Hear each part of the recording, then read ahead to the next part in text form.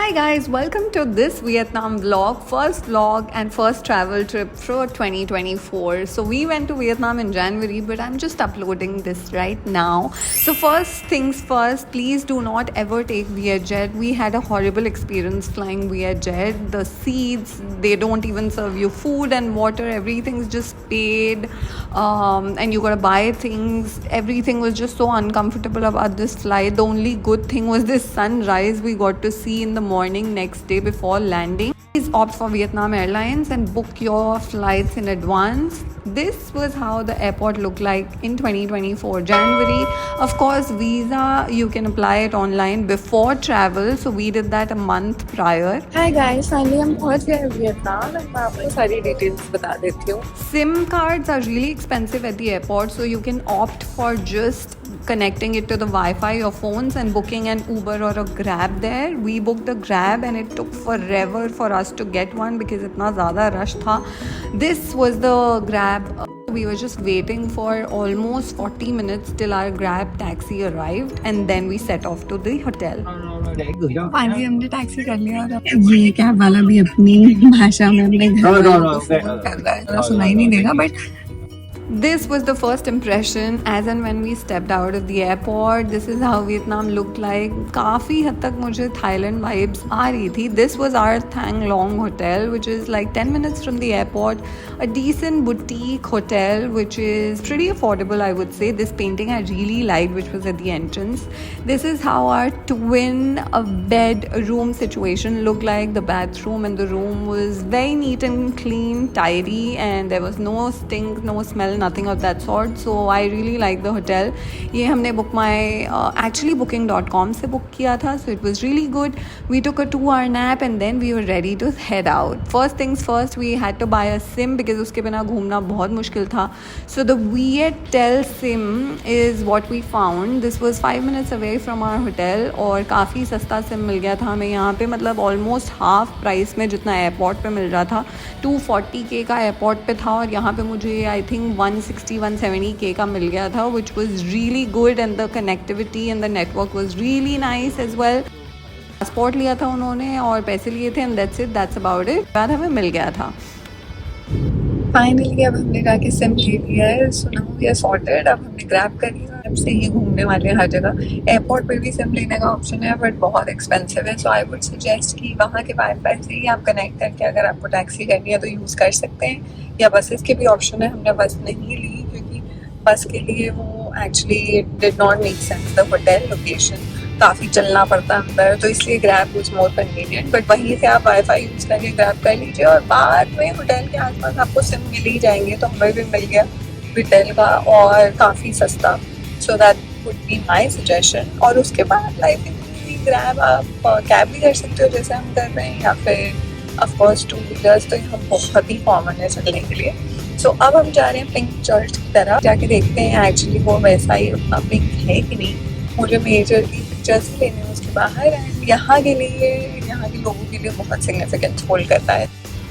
These are how the houses there looked like in Ho Chi Minh City because that's where we landed. So काफ़ी हद तक मुझे दिल्ली वाली feel आ रही थी because cleanliness was really nice.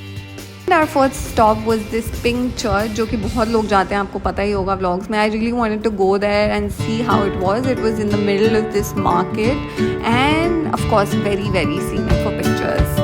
हम पहुंच चुके हैं पिंक चर्च और इसके साइड में ये भी एक नामदेन दिन आई थिंक पैलेस है ये. वो भी मैं आपको दिखा देती हूँ. और पिक्चर्स लेने का टाइम आ गया. एक्चुअली सनसेट का टाइम है तो काफ़ी सुंदर. This is like the area right behind the church.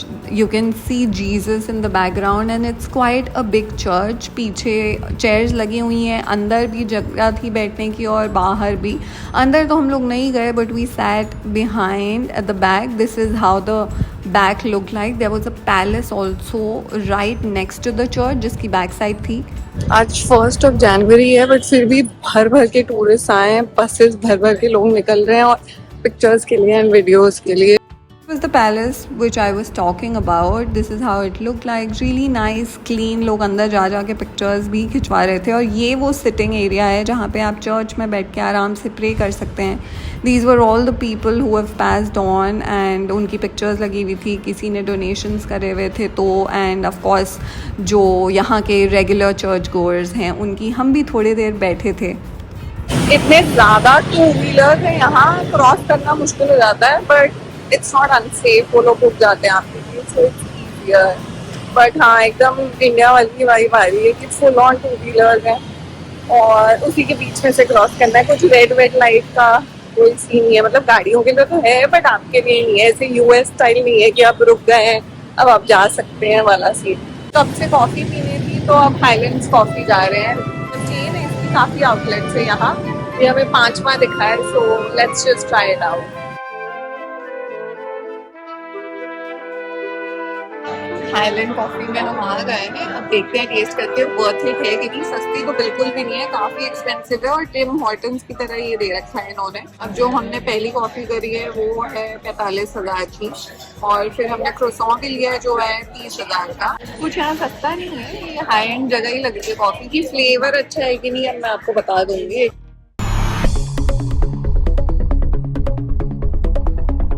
Live view से चलने में काफ़ी हेल्प मिल जाती है. तो अगर आपको टैक्सी डिच करनी है आप वॉक कर सकते हो. लाइव व्यू थाईलैंड में भी चला था और वियतनाम में भी चल रहा है, सो इट्स रियली हैंडी.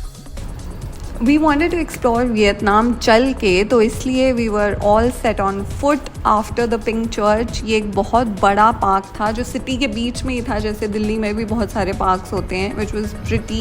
ये उनका अप्लाइंसेस का एक स्टोर है काफ़ी बड़ा. And these were the cute seats जो रेस्टोरेंट्स और पब्स के बाहर थी जहाँ बैठ के लोग चिल करते हैं. पिज़्ज़ा 4 पीस में हमारा डिनर करने का प्लान था, बट उससे पहले हम गए थे Book Street, which I really wanted to explore because I had heard so much about it. तो हम बुक स्ट्रीट पहुँच गए, मैं आपको दिखा देती हूँ. It was all nicely lit up. यहाँ पे वो पेंटिंग कर रहे थे, कई लोग सूविनियर्स खरीद रहे थे. लोकल जनता तो बुक शॉपिंग भी कर रही थी. It's such a nice street. If you guys are in Ho Chi Minh City and have time, do visit this in the evening. It's so nice. Souvenirs were kind of expensive, but just for the vibe of the city, just to feel and transcend the local culture, you'll really enjoy going there. हमने खाए बुद्धि के बाल, which is candy floss, because we were really hungry and 4 piece में काफ़ी waiting थी. Just towards the other side of the book street, जहाँ से आप enter करते हैं और फिर जहाँ से exit है उनका cathedral है. So this is the exit side, which was also lit up because 1st Jan थी.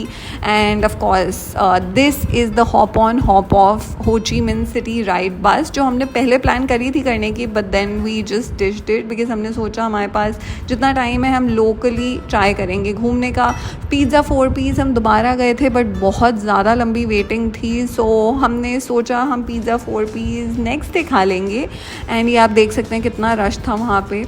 So instead we searched for a vegetarian vegan place, which is this called Hum Restaurant and bar, which was really good. The food was so nice, all vegetarian and vegan food. नीचे ऐसे ये उनका store बना हुआ है और ऊपर first floor पे रेस्टोरेंट है. This is a must try for everyone who is vegetarian wanting to eat vegan food in Vietnam. बहुत ही बढ़िया जगह थी with nice drinks as well.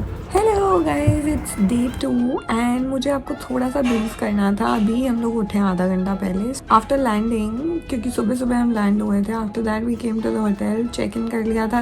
2 बजे का चेक इन था, but we paid little bit of extra money for early check in because रात भर flight में कोई नींद नहीं हुई थी. So we wanted to catch up on some little sleep, at least 2-3 घंटे की in the hotel. Relax, shower, freshen up and then head to the excursion tour. Like पूरी हो ची मिन सिटी जो भी हमने कवर किया वो तो मैंने आपको दिखाई दिया है. आते ही हम सो गए थे बिकॉज इतनी नींद आ रही थी, रात की नींद नहीं हुई थी. एंड उसके बाद हम फ्रेशन अप हो के we stepped outside. As far as the hotel is concern, this is the Thong Long hotel. $50 पर नाइट का इसका टैरिफ था. यही पिलो होटल की पूरी ब्रांडिंग करके इन्होंने छाप रखी है. अब हमने चेकआउट तो कर लिया है बट करेंसी एक्सचेंज कराने जा रहे हैं बिकॉज ऑलमोस्ट खत्म है और दानांग जाना है तो हमें चांस नहीं लेना. इसलिए 2 मिनट वॉकिंग डिस्टेंस पे एक ऑन बैंक है जहाँ वो कह रही थी हो जाएगी exchange. So let's just go and check that. आज का वेदर भी बहुत सुंदर है, मतलब it's not funny, it's not even cloudy, it's like in the middle कि आप घूम सकते हो, पूरा चले के लिए घूम सकते हो, कैब या कुछ लेने की आपको जरूरत नहीं है, ऐसा है। बट आज को कुछ ज़्यादा घूमना नहीं है, और कल भी हम दोपहर के बाद ही घूमे थे, बट काफ़ी अच्छा ऑप्शन है। It's so nice and cloudy. I show you clouds कैसे दिख रहे हैं, बट बारिश नहीं होगी। See how beautiful clear sky. ये हमारा स्नूपी।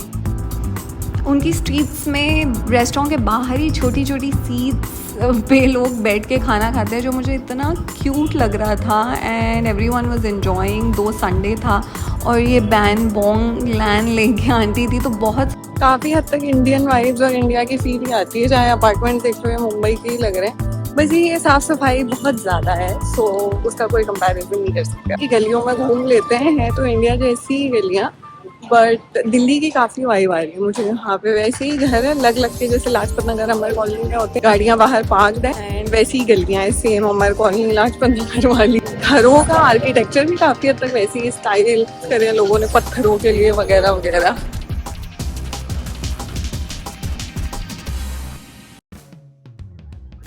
होटल के एरिया में काफ़ी पानी और खाने पीने की चीज़ें हैं, बट करेंसी वाला मुझे कोई नहीं दिख रहा आसपास। तो अब एयरपोर्ट पे ही जाके कराएंगे मोस्टली दोबारा। लास्ट भी मैंने एयरपोर्ट के अब ग्राम में हम जा रहे हैं 4 पीस पिज्ज़ा, जो कल रह गया था हमारा डिनर, तो आज लंच के लिए 15 मिनट लेट हो गए बिकॉज करेंसी ढूंढने में टाइम चला गया, बट आप पहुंच जाएंगे। 15-17 मिनट्स दिखा रहा है। So excited. तो काफ़ी फनी चीज़ हुई एक्चुअली। हमने एक जगह बुकिंग करी थी एरियाज का कंफ्यूजन की वजह से, तो जिस ब्रांच में हमने बुकिंग करी थी और जो ग्राम में हमने डाला है अलग ब्रांचेस हो गई हैं, तो हम दूसरे वाले में जाएंगे रिजर्वेशन कहीं और हो रखी है। बट होपफुली यहाँ पे जगह मिल जाएगी, और नहीं भी हुई तो हमारे पास बहुत टाइम है वेट करने के लिए, बिकॉज फ्लाइट तो शाम की है और इसके बाद हम कुछ खास करने वाले नहीं हैं। So we'll just wait it out और वहीं खाना खाएंगे। जस्ट दैट खाना सेम होगा बट लोकेशन अलग होने वाली है। This is their presidents palace, जो काफ़ी लोग देखने आते हैं। We were in the Grab, तो हमने बस ऐसे ही देख लिया ऊपर से, ज़्यादा अंदर नहीं गए। बट इसके लिए भी आप टाइम निकाल सकते हैं अगर आपके पास है। हमारे पास नहीं था, so we skipped it. Finally we went to Komthan Benthan market, which is the most famous market, because हमने आज पिज़्ज़ा 4 पीस फाइनली खाया। It's worth the hype guys. India में सिर्फ बैंगलोर में है, so we thought of having it there. Were the options. There were vegan and vegetarian pizza options as well. They really show you how it's made from scratch, and it's a 3-story pizza outlet, and there was a lot of rush there, so definitely this is trending right now. This is what we ordered. We got the kale and mozzarella cheese pizza and a vegetarian plain red sauce pasta, which was yum. Lunch हो गया और बहुत ही बढ़िया हुआ, और अब हम बेंथान market घूम रहे हैं बिकॉज हम बेंथान वाली ब्रांच पे आ गए थे। तो देखते हैं कुछ अच्छा लगा तो लेंगे। I would say Bentham Market, you can just go for seeing and experiencing it, but otherwise for shopping it's really very expensive. There are other markets in Hoi An and Da Nang जो आप souvenirs के लिए और बाकी shopping के लिए use कर सकते हैं. You can actually just skip this one. हो गया हमारा लंच और शॉपिंग भी हो गई, और हार्डली कुछ शॉप करा है बिकॉज ये बेंथान मार्केट काफ़ी एक्सपेंसिव है, तो अगर आप अवॉइड कर सकते हो अवॉइड कर लो। सिर्फ घूमने के लिए अच्छा है, सोवेनियर्स भी बहुत महंगे मिलते हैं। Suit cases 2 I feel Thailand में और यहाँ पे इंडिया से ज़्यादा सस्ती मिलती है, तो अगर आपको सूट केस लेना है या कोई नॉर्थ फेस का बैग तो वो आप ले सकते हो। अब हम जा रहे हैं एयरपोर्ट की तरफ और हम पहुँच जाएंगे रात को होए एन, जो कि है next stop. So yeah, that's it. That's as far as the Ho Chi Minh City vlog is concerned. Don't forget to like, share, subscribe to my channel अगर आपने ऑलरेडी नहीं किया है। थोड़े बहुत टिप्स आई होप आपको यहाँ पे मिल गए होंगे इस सिटी से रिलेटेड और आपके इंडिया से यहाँ के ट्रैवल के related. Let me in the comments if you want any more information. Until next time, this is Richa signing out. Ta-da!